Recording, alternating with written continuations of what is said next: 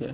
Kan du fortælle lidt om en klassisk konfirmation? Sådan, hvordan er bordopstillingen? Hvem er inviteret? Og hvad får man at spise? Hvad drikker man?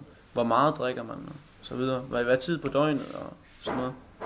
Hvad er en klassisk konfirmation? Altså hvis vi tager den fra helt starten, så er konfirmationstid, den kører jo, de er i kirke fra kl. 10 til kl. 12. Så får man det ud til os bagefter, og er fra kl. 1, halv 1 måske, og så kører vi derfra. En klassisk bordopstilling er alt efter, hvad gæsterne ønsker. Det kan være et silleben, hvor de står måske 3 i den ene side og 2 i den anden side. Det kan også være 4 borde, der vender ind mod midten.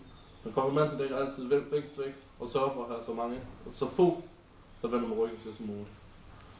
Konfirmanden det er jo deres dag, og selvfølgelig dem, der skal være ude på.